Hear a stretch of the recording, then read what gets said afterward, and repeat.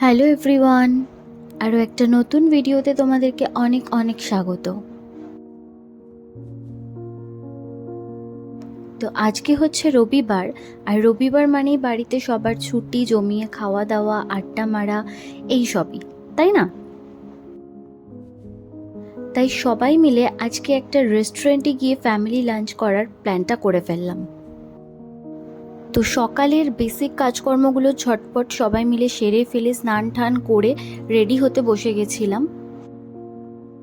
তো আমি একটা ভীষণ লাইট কালারের কম্বিনেশনের একটা কোয়ার্ড সেট পরেছিলাম, আর সাথে আমার লুকটা এরকম সাটেল অ্যান্ড খুব সিম্পল রেখেছিলাম, কারণ দুপুরে লাঞ্চে যাচ্ছি।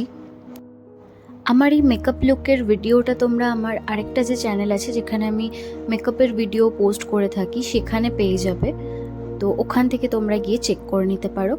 দেন রেডি হয়ে তো বেরিয়ে পড়লাম, অ্যান্ড কিছুক্ষণ পরেই ওই 20 মিনিট মতো লাগে আমাদের বাড়ি থেকে, তারপরেই আমরা পৌঁছে গেলাম কষে কষাতে বেহালার আউটলেটটায়।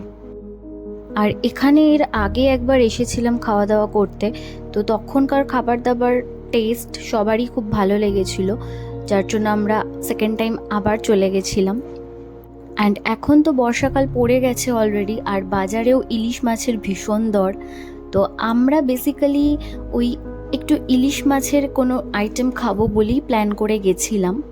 অ্যান্ড যাওয়ার সাথে সাথেই ওরা আমাদেরকে মেনু কার্ড দিয়ে দেয়। মেনু কার্ড দেখে আমরা কি অর্ডার করেছি সেটাতে পরে আসছি।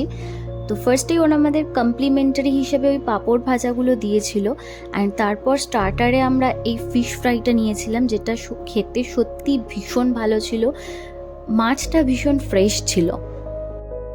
তো ফিশ ফ্রাই খাওয়া শেষ হতে না হতেই আমাদের অর্ডার চলে আসে, অ্যান্ড অর্ডারে আমরা বেসিক্যালি থালি অর্ডার করেছিলাম, কারণ থালিতে ডাল, শুক্তো, একটা সবজি, আলু ভাজা, পাঁপড় ভাজা, বেগুন ভাজা, অ্যান্ড মোচার তরকারি, পোলাও, এসব অনেক কিছুই ছিল।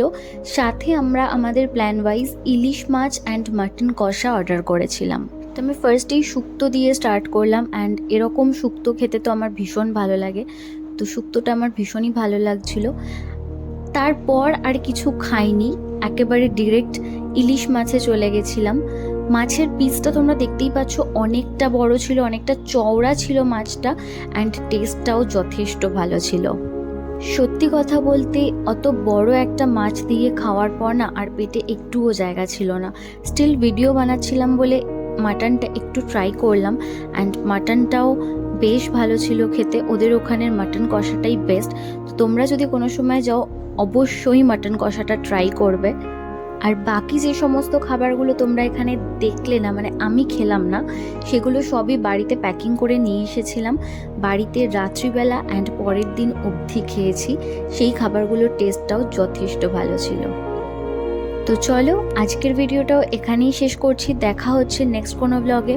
ততক্ষণ সবাই ভালো থেকো, সুস্থ থেকো, আর ভিডিওটা ভালো লাগলে চ্যানেলটা একটু সাবস্ক্রাইব করে দিও।